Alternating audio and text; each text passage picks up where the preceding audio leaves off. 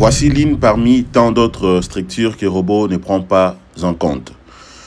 Regardez très bien ces projets, vous allez voir que c'est un projet complexe. Ok? Un projet 3D complexe que Robot ne pourra pas prendre en compte. Alors, les amis, nous allons continuer encore de travailler sur IDEA Statica. Nous allons voir le deuxième projet. C'est un peu complexe. J'aimerais travailler ensemble avec vous. L'idée est que tout le monde puisse maîtriser ces logiciels. Vous allez comprendre qu'à ce niveau, j'ai en fait un profilé. Ok? C'est une structure métallique. J'ai un profilé d'une manière générale, mais subdivisé en trois parties. À gauche, ici, vous avez un profilé ayant des axes, vertical et horizontal, de l'autre côté. Alors, s'il faut considérer également l'entrée que vous voyez ici, ça va faire directement une section 3D. Vous avez le sens vertical, le sens horizontal, et puis le sens horizontal suivant cette direction. Donc, j'ai trois directions ici. De l'autre côté également, ça va de même. Et au milieu, vous avez l'entrée.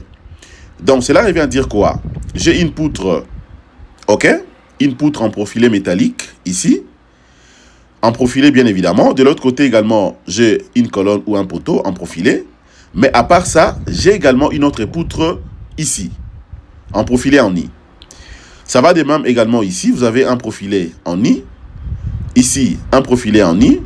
Et puis de l'autre côté, un profilé en I, sous forme de poutre. Mais hormis ça, regardez très bien, vous allez voir qu'en bas, j'ai quelques réduceurs. Vous voyez, par exemple, là, j'ai un réduceur.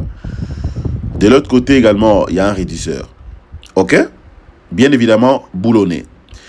Alors, ce genre de structure, j'avoue que c'est très compliqué d'étudier ça sur Robot Structural Analysis professionnel. Parce que Robot pourra la considérer comme une structure 2D, mais en réalité, c'est une structure 3D. À part ça, vous avez également des connecteurs un peu partout sous forme de poteaux, ok, de haute tension, ok, des poteaux électriques de haute tension. Vous avez là un connecteur. De l'autre côté également, j'ai des connecteurs ainsi partout. Voilà, ainsi que des sollicitations 50-50. Voilà. Alors, ce que nous allons faire, j'aimerais étudier ces projets ensemble avec vous. Nous allons voir comment étudier et faire directement cet assemblage. Donc, étude d'un assemblage d'une structure métallique complexe. Mais non, ce que je vais faire, c'est quoi? Je vais commencer tout au début. Je ferme d'abord ça. Je clique également là-bas. Voilà, je vais relancer IDEA Statica 2026. Je refuse que vous puissiez me poser la question comment lancer le logiciel, raison pour laquelle je me suis permis au moins de le relancer. La construction métallique, c'est à ce niveau ici. Ok, vous voyez très bien, c'est écrit acier. Donc, je vais travailler à partir d'ici. De l'autre côté, c'est le béton armé. On pourra voir également comment étudier d'autres détails, voire même quelques sections de poutres. Là, ce sont des éléments BIM que je peux également vous montrer bien après, ainsi de suite. Alors, ce qui me concerne, je vais travailler avec le membre. Les éléments membres ici, je clique. Voilà, je vais patienter là. Vous allez comprendre que l'autre fois, on avait travaillé sur la connexion. Mais là, j'ai changé, j'ai pris cet onglet. OK? Je patiente. Voilà, je tombe directement ici. Je vais cliquer sur Nouveau. Afin de choisir la géométrie, le paramètre et définir les projets. Voilà. Maintenant, à l'entrée des G, c'est que je suis censé faire. Je vais d'abord commencer par mettre d'abord les noms du projet. Je mets par exemple étude. Voilà, d'un assemblage, étude d'un assemblage d'une structure métallique complexe.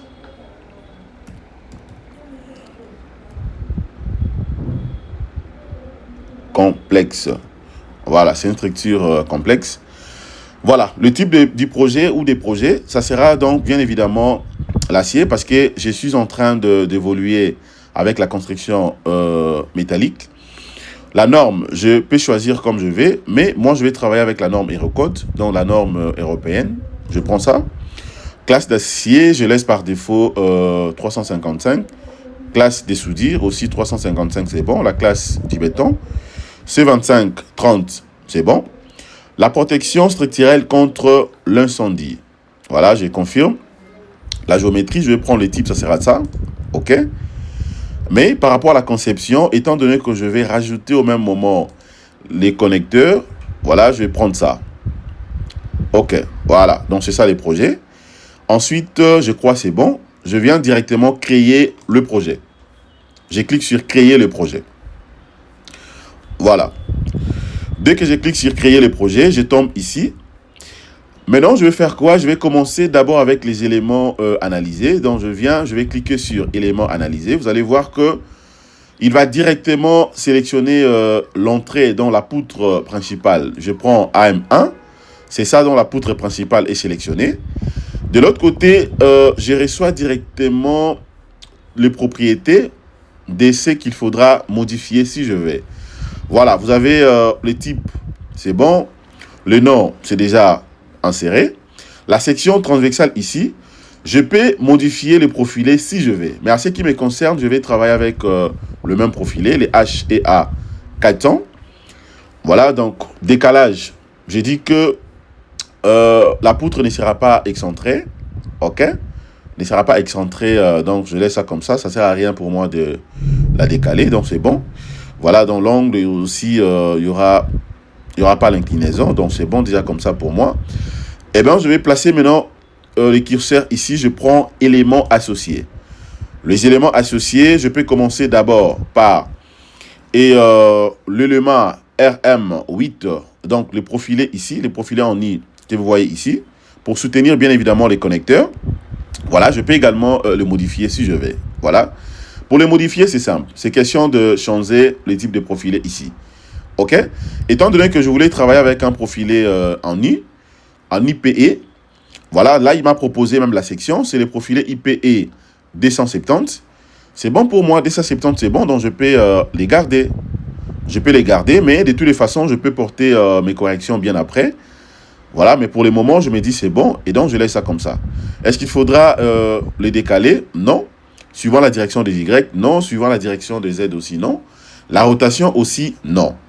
Donc, c'est bon. Je prends maintenant et le profilé R et M, donc RM9, les deuxièmes types, de l'autre côté, ça sera identique. C'est bon. Voilà, l'autre profilé aussi, là, je n'ai rien à modifier. C'est bon, je vais aller un peu rapidement. Voilà, RM11, c'est bon. 12 maintenant. Voilà, 12 de l'autre côté, HE 400, c'est en fait le même profilé que la poutre principale ici. C'est génial. Voilà, maintenant 13. 13 aussi, ça sera presque la même section. Oui, c'est bon. Voilà, de l'autre côté aussi, c'est bon. Hein, je n'ai rien à modifier jusque-là. Voilà.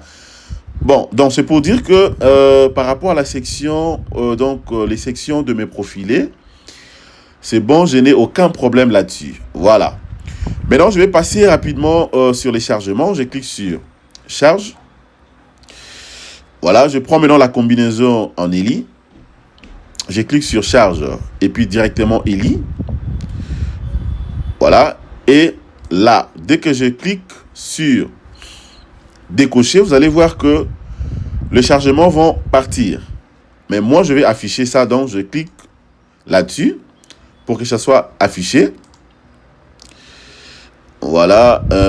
Ensuite, je peux voir. Hein, donc, s'il faudra modifier, voilà, donc, les sollicitations, je peux directement le modifier. Mais pour moi, je dis c'est bon. C'est bon, je n'ai pas de problème. Voilà. Déjà, la charge au niveau de connecteur ici, de 50-50. Voilà, c'est bon pour moi. Donc, plus le poids propre de la structure. Donc, ça me va droit au cœur. OK, super. Je clique maintenant sur assemblage.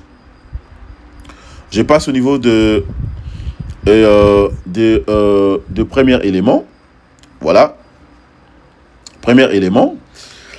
Vous avez les propriétés. Le nœud, c'est bon. Élément d'appui rigide. Donc, s'il faudra considérer l'élément d'appui comme rigide, il faudrait maintenant confirmer ça à partir d'ici.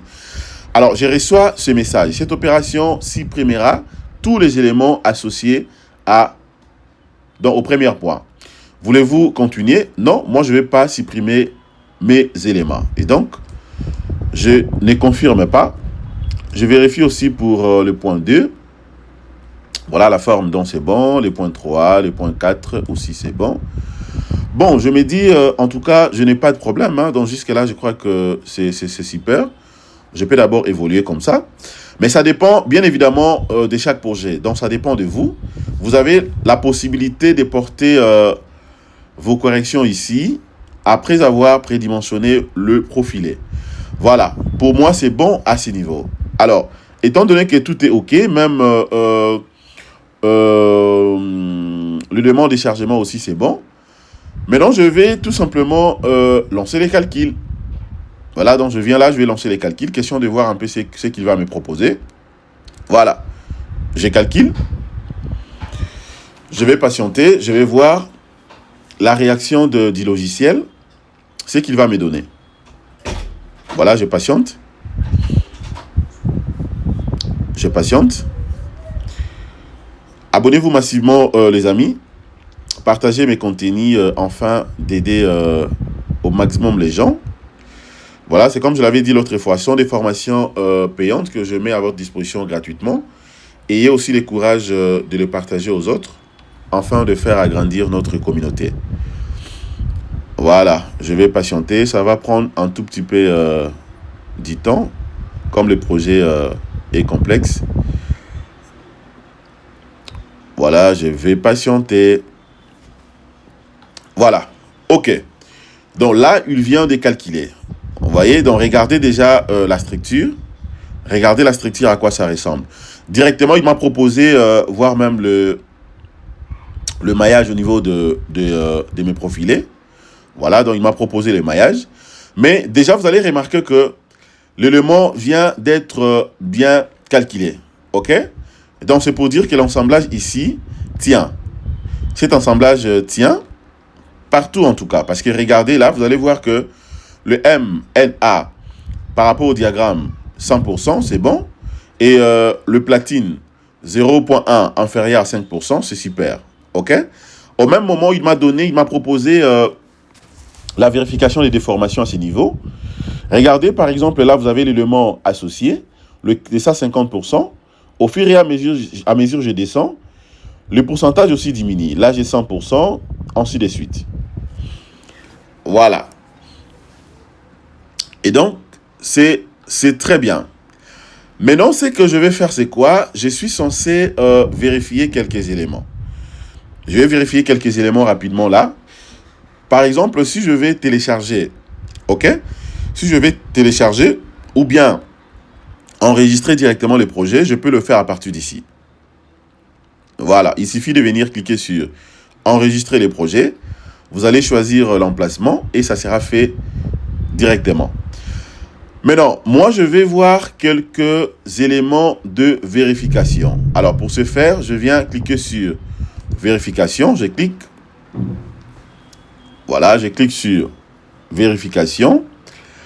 Voilà, il me donne tous les éléments de vérification. Vous avez les résultats. Il m'a proposé, voire même la section supérieure de la semelle.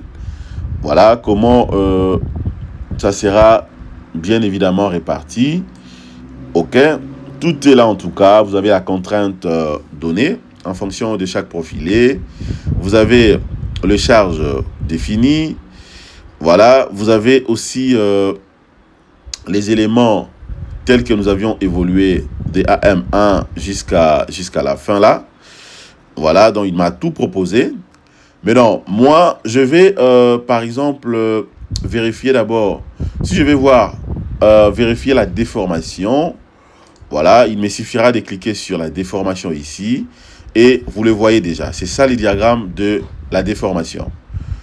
Voilà, c'est bien. Je n'ai aucun problème là-dessus, donc tout est super. OK, ça concerne bien évidemment les diagrammes de la déformation. Maintenant, je peux voir aussi la contrainte. Je clique sur contrainte. La contrainte, c'est tout simplement pour avoir une idée sur le diagramme des contraintes. Voilà, c'est ça les diagrammes des contraintes qu'il m'a proposé. Vous avez donc la contrainte équivalente. Voilà, regardez tout simplement comment l'élément est coloré. Voilà, il me montre directement les zones à craindre. Hein. Les zones à craindre. Donc, cette cartographie me donne une idée claire du comportement de la structure. Vous voyez, donc ici, ce sont des zones, il faudrait bien boulonner là. Il faut vraiment rassurer de faire un assemblage total pour éviter qu'il y ait des problèmes à ces niveaux. Vous voyez, donc c'est regarder tout simplement la sollicitation. 325, c'est déjà beaucoup. Voilà, donc c'est vraiment beaucoup. Ici au milieu, c'est bon. Voilà, c'est bien évidemment aux extrémités, hein, et donc c'est tout à fait normal. Vous voyez, donc il faudrait renforcer les boulons à ces niveaux. Il faut vraiment veiller à ça. Voilà, ça c'est la contrainte équivalente. Je peux également voir la déformation. Voilà, je clique sur la déformation. Je vais voir à quoi ça ressemble. Voilà, donc c'est un logiciel complet, hein, donc voilà, c'est ça maintenant la déformation plastique. Il te donne aussi la déformation plastique de l'élément. Voilà, donc c'est ça, ça fait 0.2000, ainsi de suite. Voilà, alors s'il faudrait maintenant voir justement l'ISIM de cette déformation en termes bien évidemment de la flèche, regardez la zone à risque. C'est ça la zone à risque. C'est tout à fait normal, donc c'est au milieu, c'est ça la zone à risque. Ok? Donc cela revient à dire quoi? Pendant que cet assemblage sera exécuté ou sera fait, l'ingénieur, celui qui a calculé les projets, doit veiller de manière à ce que les profilés soient bien choisis. Il faudrait vraiment choisir les profilés que vous aviez trouvés après avoir analysé la structure.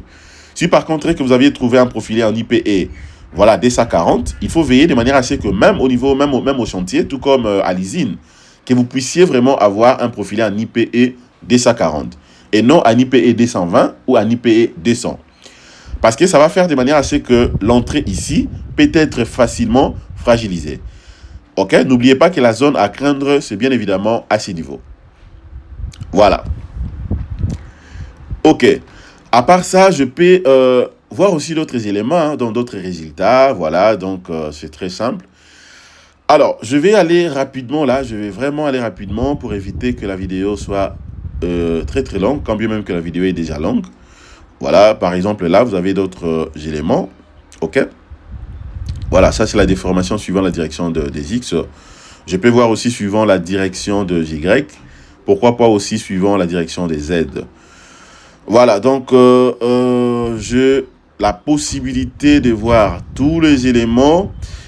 Alors, pour citer, je vais vous montrer le maillage et la déformation globale. Et ensuite, nous allons passer au rapport. Question de voir maintenant la note de calcul globale.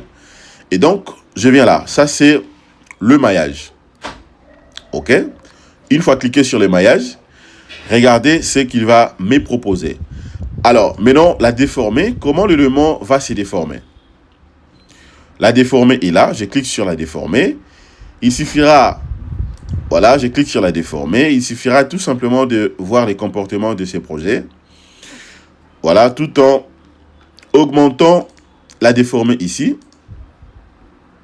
Voilà, donc je peux l'augmenter. Comme je vais là, je peux aller jusqu'au-delà. Voilà, comprenez que c'est important de respecter tout ce que je fais. Voilà, donc la structure est tellement complexe. Raison pour laquelle la machine essaie un peu de, voilà, tantôt une fois de planter et tout. Et surtout que j'ai ouvert plusieurs fenêtres au même moment, mais c'est pas grave. C'est pas grave. Voilà. Regardez très bien, vous allez voir la déformer ici. Observez bien l'entrée de cette poutre, la poutre principale. OK? Vous voyez? Vous allez voir que la poutre principale a déjà tendance de se déformer. Voilà. Vous voyez ça?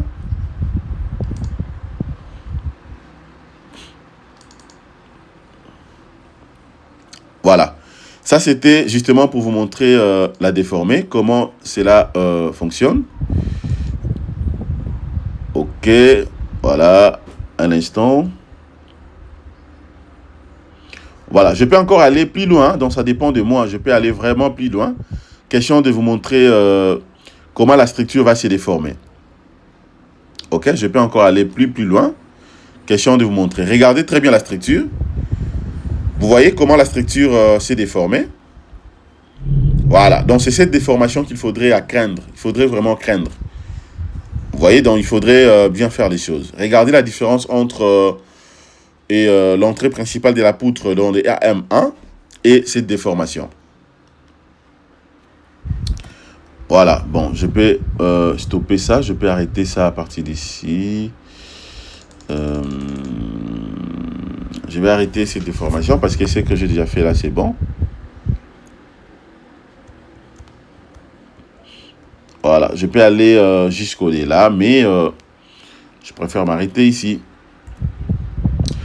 Voilà, donc vous avez compris que c'est une déformation qui peut aller jusqu'au là.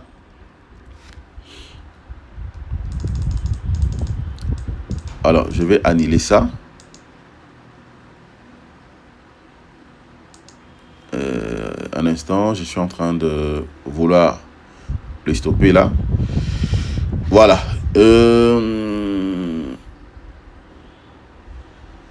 Hop. Ok, apprenez ces logiciels, les amis. Je vous le demande avec beaucoup de considération parce que je sais que c'est très bien et c'est très important. Voilà. Ok, bon, je vais maintenant annuler la déformation. Ok, donc c'est comme ça en réalité que la structure peut se déformer. Vous voyez, la structure peut se déformer facilement comme ça. Regardez très bien. Donc, vous devez faire de manière à ce que la structure ne se déforme pas. Alors, je peux annuler ça à partir d'ici. Si je mets 0, par exemple, j'annule ces déformations. Alors, à part ça, je peux également vérifier le rapport. Je peux voir maintenant le rapport, ce qu'on appelle la note de calcul globale. Alors, pour voir les rapports, il suffit de venir cliquer sur rapport, comme je viens de le faire là. Déjà, j'ai annulé en fait la déformée ou la déformation de la structure. Et puis, j'ai cliqué sur rapport, afin d'obtenir rapidement la note de calcul globale de ces projets, enfin des cités. Je vais voir la note de calcul, à quoi ça ressemble. Voilà. Donc, maîtriser ces logiciels, c'est vraiment important pour vous. OK. Je patiente. Il me dit quoi? Erreur. Bon, je vais quand même patienter. Erreur parce que j'avais lancé au même moment l'autre trick. Voilà. Je rentre encore là-bas. OK. Voilà. Là, vous avez donc le rapport global. Donc, c'est ça les rapports globaux de ce projet. Les rapports globaux, dedans, on a quoi et quoi exactement? Vous avez les données du projet. Les noms du projet, les noms du projet, les numéros du projet. Vous avez l'auteur. OK, ce sont des informations que je peux modifier si je veux. Vous avez également la description du projet. Vous avez la date du projet. C'est un projet que je viens d'étudier aujourd'hui même. Mais je l'avais commencé depuis hier. Après un moment, j'avais arrêté. J'ai relancé ça aujourd'hui. Vous avez la norme, OK, du projet, la géométrie du projet. C'est ça, là, la géométrie du projet. Vous avez maintenant l'élément analysé. Tous les éléments sont là. Voilà, les noms, vous avez l'élément, la section transversale, vous avez la longueur, vous avez l'excentricité, s'il y en avait, vous avez les débits du projet, vous avez la fin du projet. Par rapport aux coordonnées, vous avez également les éléments associés. Voilà, tout est là. Tout est là. Donc, il donne en fait des notes de calcul beaucoup plus détaillés, mais seulement déjà signés. OK, vous allez voir qu'en bas, il a même rajouté sous forme de timbres en fait. OK, c'est qu'on dit le filigrane. OK, IDEA Statica, la version 2026. Regardez, donc tout est là. Selon bien évidemment le point, les connecteurs insérés. Vous avez la section transversale. OK, DC profilé. C'est bien détaillé avec des coupes déjà détaillées. OK, il te donne aussi le matériau utilisé, voire même dans la section DC profilé. De l'autre côté également, profilé en IPE, vous avez les profilés à H et A. Voilà, dans les chargements. Il m'a donné aussi les chargements. Dans les types de chargements, j'ai considéré la combinaison en ELI. Voilà, donc tout est là, en tout cas, tous les éléments. Et à part ça, maintenant, vous avez les résultats. Les résultats, il m'a donné l'analyse non linéaire matérielle. Voilà, donc le résumé est là. Sollicitation, vous avez la cartographie, la contrainte équivalente. Tout ce que je viens de vous montrer. Vous avez également la déformation plastique. À part ça, il m'a donné aussi quoi? La déformation plastique, déjà dit. Les données de la conception, tout est là. Vous avez l'explication des symboles. Oh là là, oh là là, oh là là. C'est un très, très, très bon logiciel. Et surtout la dernière version. OK? Il a calculé, donc, il a rassemblé, en fait, ce que je voulais faire. Mais il m'a donné également l'explication des symboles. Donc, vous avez par exemple FY comme étant symbole. Ça représente quoi? L'explication. C'est ce qu'on appelle justement la limite d'élasticité. Vous avez également epsilon limite. C'est la déformation plastique limite utilisée pour la vérification d'éléments de la platine 2D. OK? Le paramètre de norme. Tout est là. Tous les éléments sont là. Voilà. L'information sur le logiciel. Voilà, il m'a rappelé que l'application s'appelle IDEA Statica. OK, Member que j'ai utilisé, la version donc 2026, développée par IDEA Statica. Voilà. Et donc les amis, je reprends pour dire que c'est vraiment un très très très bon logiciel. Apprenez ça rapidement, vous ne serez jamais déçus. Vous allez voir qu'il y a d'autres projets pour vous. Et bon, c'est peut-être, ça ne sera pas évident de l'utiliser, d'étudier ça sur Robot Structural Analysis. Vous pouvez directement passer ici. Et donc voilà ce que j'allais partager ensemble avec vous. Je reste disponible afin de vous aider. OK, si vous avez des projets un peu complexes et que vous cherchez un bureau d'études, vous cherchez quelqu'un qui peut travailler avec vous en termes d'études, bien évidemment, question que vous puissiez aussi apprendre, je suis bel et bien disponible. Merci.